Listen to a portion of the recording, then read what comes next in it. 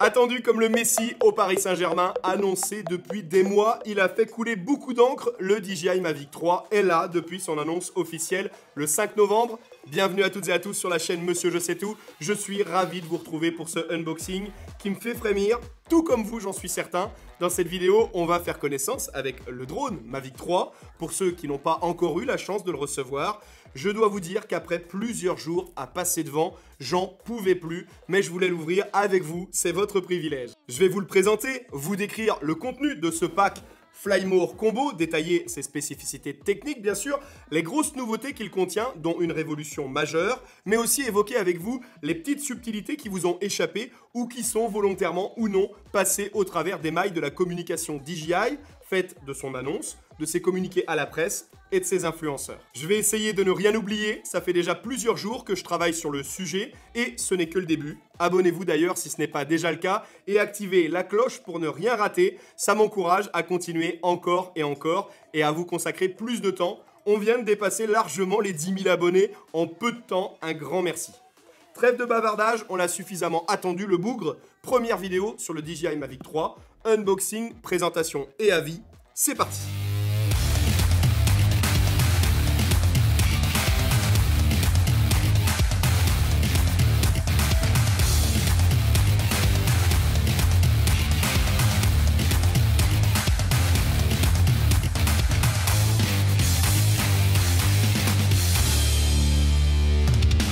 Contrairement à de nombreux préjugés, la gamme des drones DJI se renouvelle très peu, notamment pour les professionnels et amateurs experts. Le prédécesseur du Mavic 3, le Mavic 2 Pro, avait été dévoilé 3 ans plus tôt, le 22 août 2018, et continuait à satisfaire de très nombreux photographes et vidéastes. Le Mavic 3 est proposé en deux versions. On verra au fil de la présentation ce qui les différencie. Le modèle standard, proposé en pack de base et en Flymore Combo, et le modèle ciné. C'est le modèle standard en pack Flymore Combo que je vais vous présenter. DJI nous a fait attendre, mais ce n'était pas pour rien, on va le voir. Cette vidéo sera en 4 parties. Le unboxing avec le détail du contenu et sa présentation. La fiche technique pour ceux qui ont la flemme de la lire. Je vous ai préparé un résumé de ce qu'il faut retenir, le plus important et les infos qui vous ont échappé, je vous le disais. Un mot ensuite sur la réglementation et son prix, enfin ses prix, il y en a plusieurs. Et enfin, après cette découverte, un premier bilan à chaud sur les plus et les moins de ses spécificités. Il y en a sur ce premier Mavic de 3e génération. Cette vidéo va être complète, je n'ai rien voulu oublier de ce nouveau produit. J'ai passé beaucoup de temps à la préparer et elle devrait répondre aux nombreuses questions que vous vous posez. Si ce n'est pas le cas, je serai là pour y répondre en commentaire, si je peux, comme à mes habitudes. Allez, ne boudons pas notre plaisir, on va rapidement arracher le plastique pour découvrir la machine et la décortiquer. Bon, déjà, ça pèse un âne mort, j'espère que c'est pas un coup des livreurs et que je ne vais pas trouver à l'intérieur un pavé.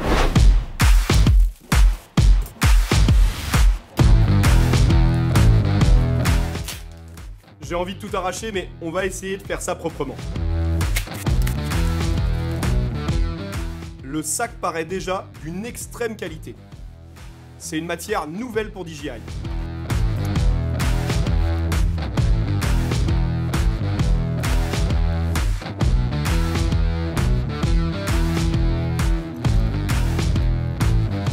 Cette partie cache en fait la transformation possible de la sacoche en sac à dos.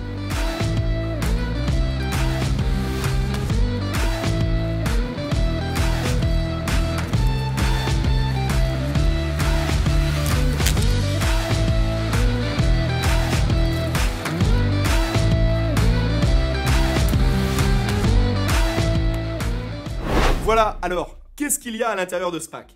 Le Mavic 3, Dieu soit loué, avec sa protection de stockage, elle est balèze, une vraie muselière, j'espère qu'elle sera simple à mettre et à retirer. La radiocommande, désormais bien connue, la DJI RC N1, qu'on trouve déjà avec le Mini 2, le R2 et le R2S, même si je vous réserve une petite surprise en fin de vidéo, une exclue, et oui monsieur, elle est à chier, mais c'est une exclue. Le pack de filtres ND4, ND8, ND16 et ND32, c'est bien joué. La sacoche convertible, car vous pouvez l'utiliser en sac à dos, c'est vraiment la surprise qualité de ce pack. Les 3 batteries intelligentes, le hub de chargement, le chargeur, le câble USB-C pour le chargeur et les batteries. Les 3 petits câbles, il y en a déjà un d'installé pour la radio, USB-C vers USB-C, micro USB ou Lightning, selon le modèle de votre smartphone, si vous n'utilisez pas avec la nouvelle radio DJI RC Pro bien sûr. 6 paires d'hélices low noise pour voler en toute discrétion, ou presque. Et enfin,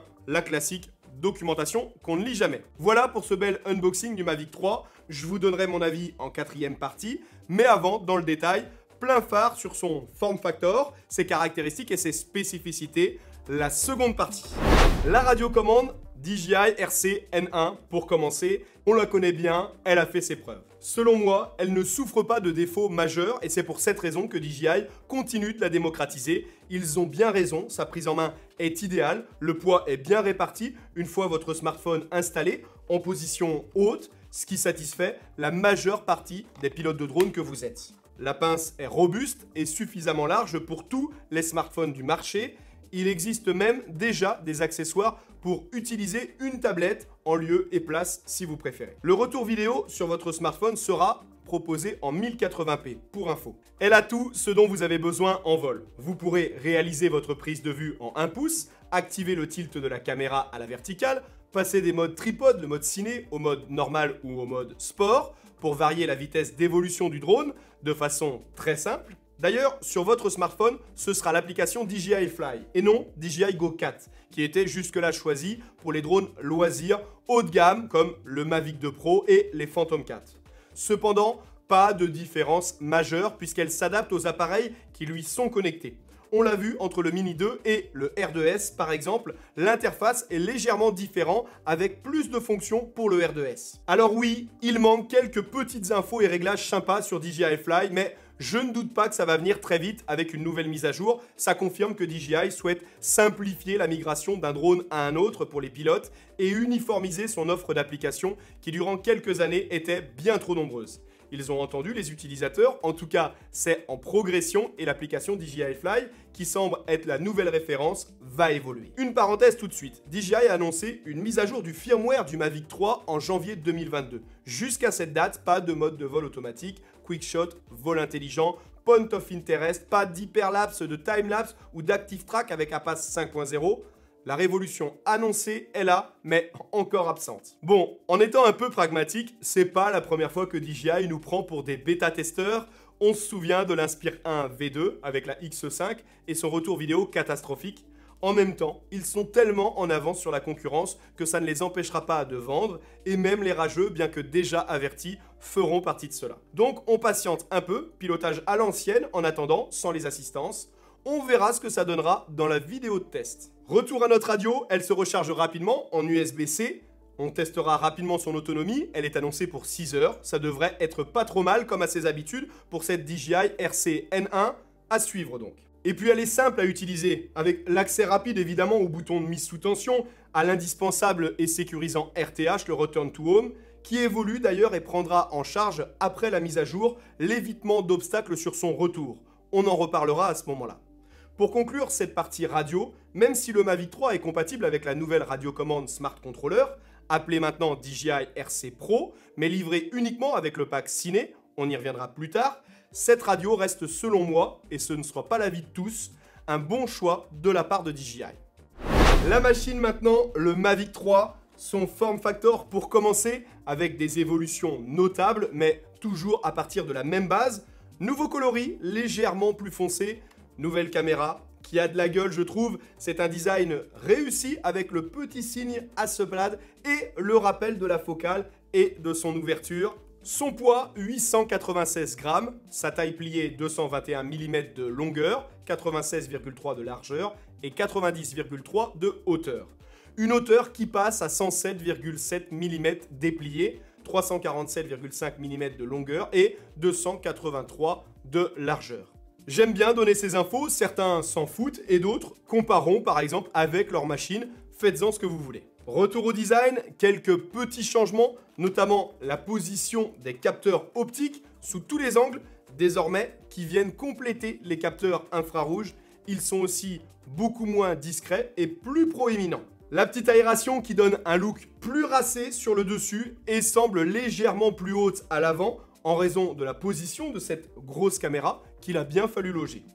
Et puis, à l'arrière, ils ont légèrement modifié avec les nouvelles batteries qui s'insèrent très facilement et en toute sécurité. Une trappe qui cache un port USB type C pour les recharger et également le port micro SD pour le stockage. L'autonomie. On va pas beaucoup s'attarder sur les batteries de 5000 mAh car au-delà des infos techniques concernant la durée de vol, je préfère qu'on teste directement sur le terrain car l'annonce DJI est assez impressionnante, 46 minutes, sans le faire décoller bien sûr.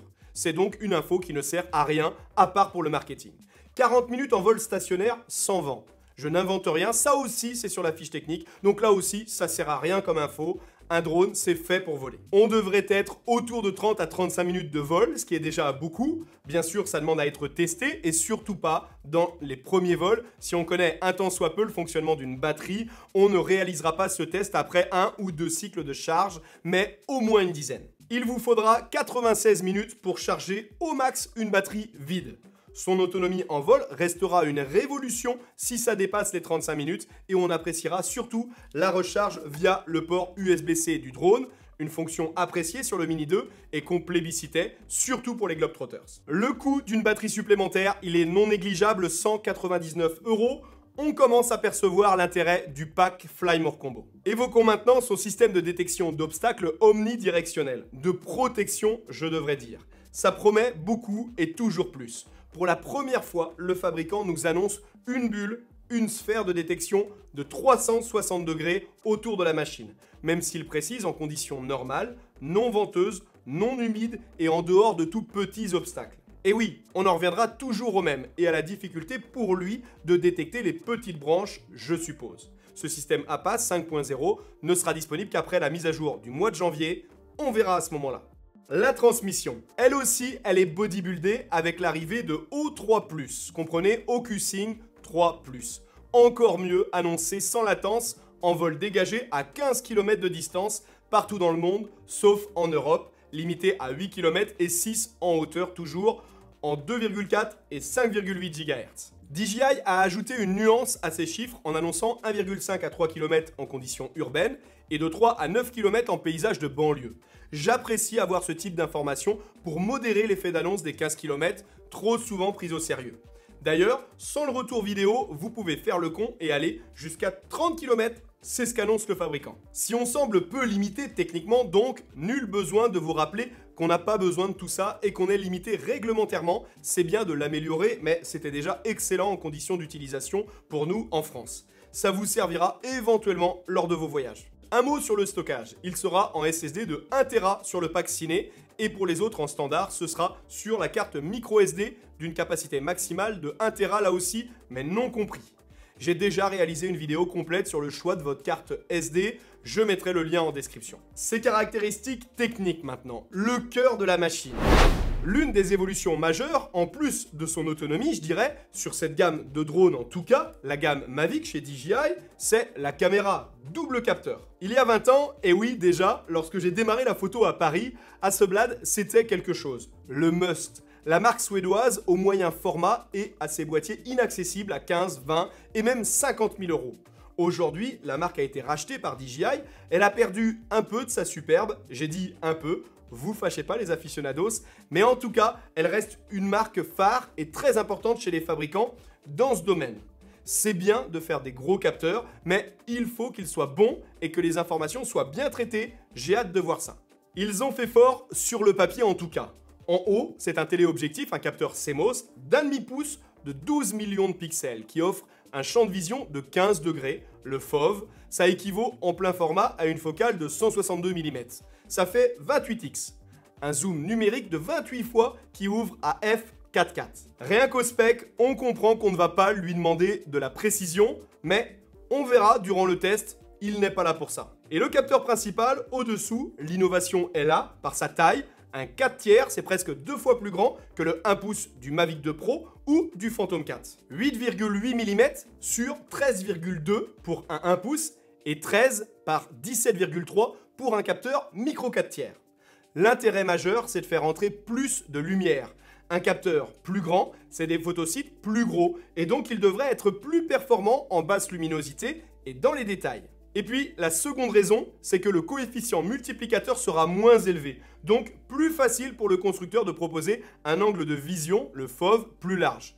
84 degrés, alors qu'il n'était que de 70 sur le Mavic 2 Pro. Chacun jugera en fonction de son utilisation si c'est un avantage ou non. Personnellement, je réalise beaucoup de prestations en agglomération. Je peux difficilement m'éloigner en raison des contraintes de sécurité. Ce sera donc un avantage pour mes utilisations. Ce capteur, il fait 20 millions de pixels avec une focale de 24 mm. Son ouverture est variable de f2.8 à f11, ce qui va nous permettre un réglage précis de l'exposition, entre autres. Avec une plage dynamique de 12,8 stops, ce qui entrevoit le potentiel de la bête. Ses spécificités, il filme en 5,1K jusqu'à 50 images par seconde, en 4K jusqu'à 120 images par seconde et même 200 en Full HD. La Full HD est non présente sur le Mavic 3 Ciné, le haut de gamme, curieusement, selon la fiche technique. Mais c'est quand même un vrai step sur ce modèle dans le format de compression avec son enregistrement en 4.2.2 10 bits. On va y revenir dans le descriptif des packs. La présence de la 5,1K sur ce type de drone est une innovation, pas une révolution. Le bitrate est de 200 mégabits par seconde au codec H264 et H265. Information somme toute très importante pour vous, car tourner des images en grande résolution c'est bien, mais pouvoir les monter sans que sa station de montage serve de chauffage toute la nuit, c'est encore mieux. Priorisez l'utilisation des codecs H264 si vous êtes limité par votre machine. Vous perdrez légèrement en qualité, mais ce sera beaucoup plus facile. En photo, il devrait exceller. Il produit des images de 5280 par 3956 en enregistrement brut, RAW, en DNG et compressé en JPEG avec le capteur principal de 20 millions de pixels. Et 4000 par 3000 avec la télécaméra de 12 millions de pixels. Attention toutefois, il ne produira lui que des images en JPEG. L'information est passée inaperçue, elle a pourtant son importance. La mise au point du Mavic 3 sera réalisée par détection optique. Ça pourrait apporter un vrai plus selon DJI, on le vérifiera. Un mot sur le téléobjectif pour clore cette seconde partie. Le passage du capteur principal au télécaméra est automatique au-delà d'un zoom 7 fois. Que vous ayez le modèle standard ou le modèle ciné, pas de différence lors de son utilisation. Vous ne pourrez pas enregistrer en ProRes 4.2.2 HQ en vidéo, ni même en RAW en photo, je vous l'ai dit. Ce sera du JPEG et en vidéo, ce sera pour l'heure uniquement en mode automatique en 4K à 30 images par seconde. Un mot sur ses conditions d'utilisation côté réglementation. Ça intéressera les pros et les amateurs experts à qui est destinée cette machine. Il n'a pas de mention de classe C1, norme CE, ce qui est tout à fait normal, contrairement à ce que j'ai pu trop souvent lire ou entendre, puisque les conditions d'accès à cette norme ne sont encore pas totalement définies, les constructeurs ne peuvent donc toujours pas y prétendre. On s'en tient donc pour les pilotes professionnels aux scénarios nationaux S1 et S3, dont la superposition de la loi avec l'européenne est en cours jusqu'au 2 décembre 2025, sous réserve d'un nouveau report ou d'une rétrocompatibilité, ce qui ne m'étonnerait pas. Pour les pilotes loisirs, après avoir passé la petite formation en ligne, le Mavic 3 est classé par défaut en catégorie A3. Vous pourrez voler en dehors de toute agglomération, zone commerciale, résidentielle, même un hameau. Comme toujours pour vous à plus de 150 mètres et bien sûr en dehors des zones réglementées, etc. Vous le savez, vous êtes malheureusement très limité. Mais en forêt, en plaine, en montagne, immortaliser vos vacances là où la législation vous le permet, ce sera un très bon outil. Côté homologation donc, économisez vos neurones et ne vous en faites pas trop pour ça. D'ici là, si vous êtes un pro, pour les amateurs, étudiez bien les lieux où vous pensez l'utiliser pour ne pas avoir de surprise. Attention, vous devrez quand même l'enregistrer sur le site Alpha Tango, indiquez également son numéro de signalement électronique et apposez la petite étiquette sur le drone. Je vous rappelle son poids, 896 grammes et 899 pour la version ciné. Son prix, je ne sais pas vraiment quoi vous en dire, c'est difficile de le commenter, la situation actuelle avec la pénurie de pièces et leur augmentation le justifie sûrement en partie.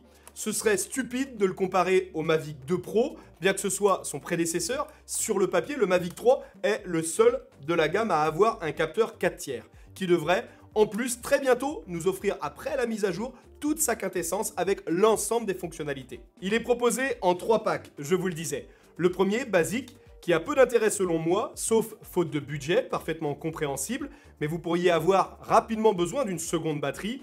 Il est à 2099 €. Le pack Flymore Combo, que je viens de vous présenter en introduction, Je n'y reviens pas, il est à 2799 €.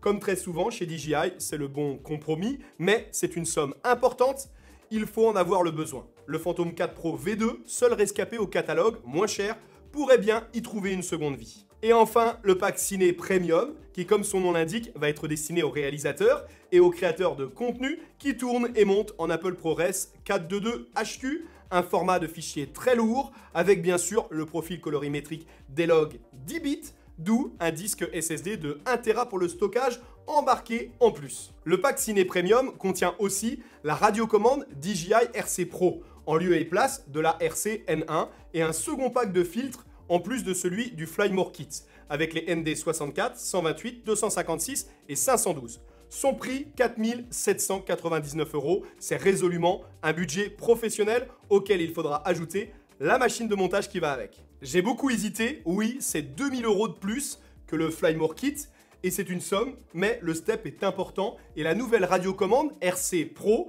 à elle seule, est à 999 €. Allez, je vous le dis tout de suite, je vous avais dit que j'avais une mini exclue.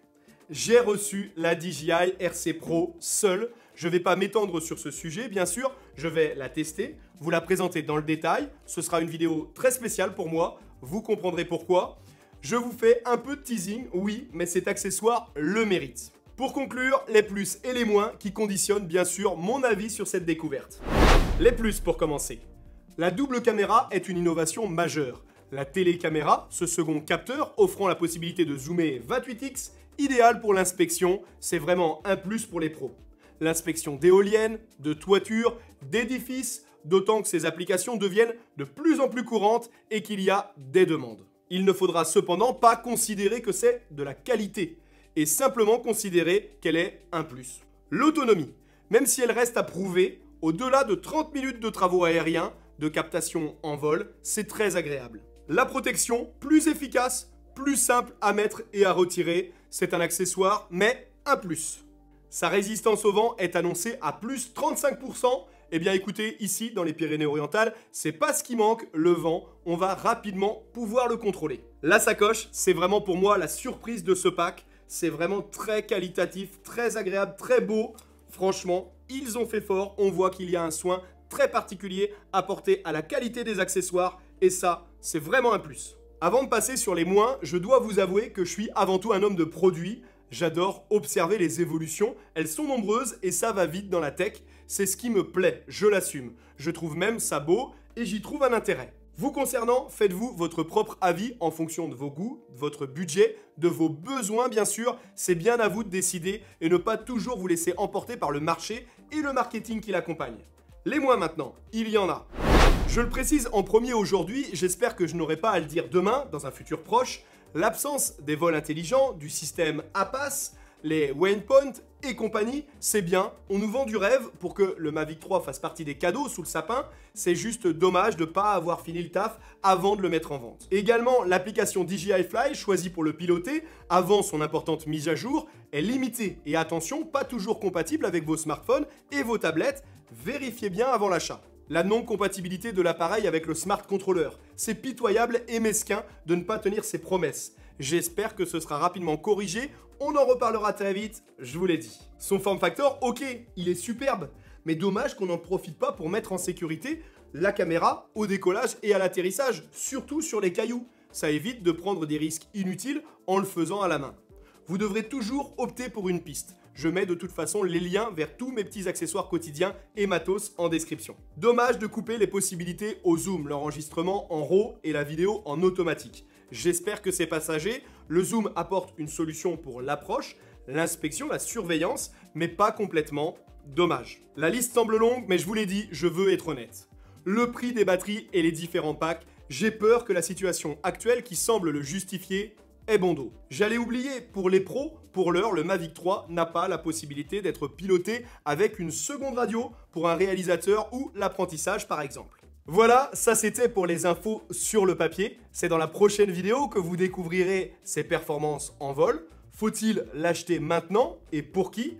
On découvrira les performances de son capteur 4 tiers. C'est ce que j'attends le plus.